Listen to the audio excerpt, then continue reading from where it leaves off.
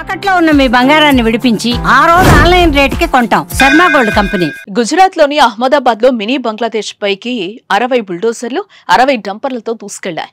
రాత్రింబవళ్లు పనిచేసి ఇళ్ల నేలమట్టం అక్రమార్కుల భరతం పట్టారు. అంత పెద్ద ఎత్తున చందోలా సరస్సు ప్రాంతంలో బంగ్లాదేశీలు నివాసాలు ఏర్పాటు చేసుకుని ఉండటం దేశవ్యాప్తంగా హాట్ టాపిక్ అయింది.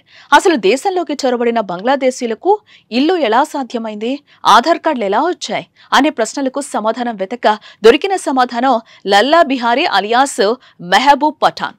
ఈ ఒక్కడే అహ్మదాబాద్ లో మినీ బంగ్లాదేశ్ ఏర్పాటు కావడానికి కర్త కర్మ క్రియ. ఎవరి లల్లా బిహారీ, ఏం చేశాడు?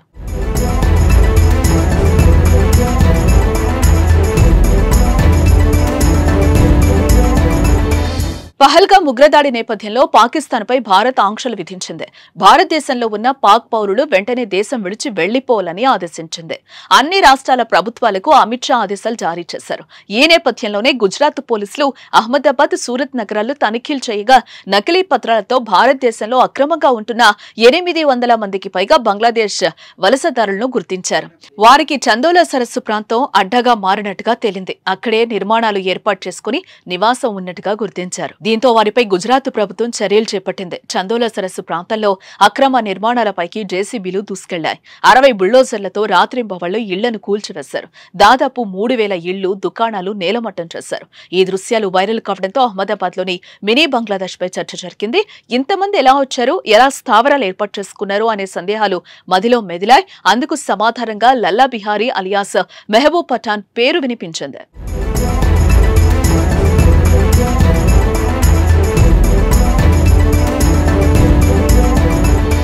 పోలీసుల దర్యాప్తులో మినీ బంగ్లాదేశ్ వెనుక లల్లా బిహారీ ఉన్నట్టుగా తేలింది.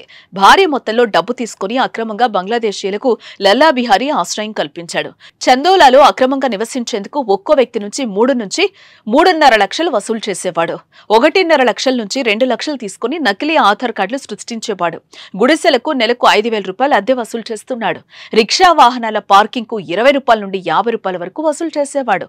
అతను ప్రతి నెల అక్రమ బోరింగ్ ద్వారా నీటిని అందించడం ద్వారా డబ్బు సంపాదించాడు. అంతేకాకుండా బంగ్లాదేశ్ మహిళలతో వ్యభిచారం చేయించి అక్రమ ఫ్లాట్లను అద్దెకు ఇవ్వడం ద్వారా లక్షల రూపాయలు ఆర్జిస్తున్నట్లు కూడా తేలడం లల్లా బిహారీ ఆకృత్యాలకు అద్దం పడుతోంది.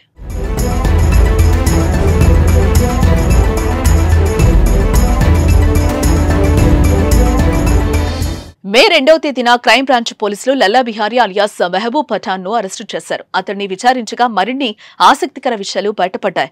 లల్లా బిహారీకి 4 భార్యలు, 4 భార్యలకు 4 ఇళ్లున్నాయి. వాటిలో పోలీసులు తనిఖీలు నిర్వహించి వీరి ఇళ్ల నుంచి 9.5 లక్షల నగదును స్వాధీనం చేసుకున్నారు. బంగారు ఆభరణాలు, డబ్బులు లెక్కించే యంత్రం కూడా దొరికాయి. లల్లా బిహారీకి రాజస్థాన్, ఉత్తరప్రదేశ్లో అనేక రహస్య స్థావరాలు ఉన్నట్టుగా తెలుస్తోంది. లల్లా బిహారీ అక్రమంగా సంపాదించిన డబ్బును తన మొదటి భార్య ఇంట్లో దాచేవాడు. ఈ స్కామ్ లో కేవలం లల్లా బిహారీ మాత్రమే కాదు, ఆయన కుటుంబానికి కూడా పాత్రుంది. బిహారీతో పాటు అతని కుమారుడు ఫతే, మరొక వ్యక్తి కలు మొమిన్ కూడా ఇదే పని చేసేవారు. దీంతో వారిని కూడా పోలీసులు అదుపులోకి తీసుకుని విచారిస్తున్నట్లుగా సమాచారం. దేశ భద్రత ఆలోచించకుండా బంగ్లాదేశీయులకు ఇండియాలో స్థావరం కల్పించి కోట్లు సంపాదించిన లల్లా బిహారీని కఠినంగా శిక్షించాలనే డిమాండ్లు వ్యక్తమవుతున్నాయి. మరి మీరేమంటారో కామెంట్ చేయండి.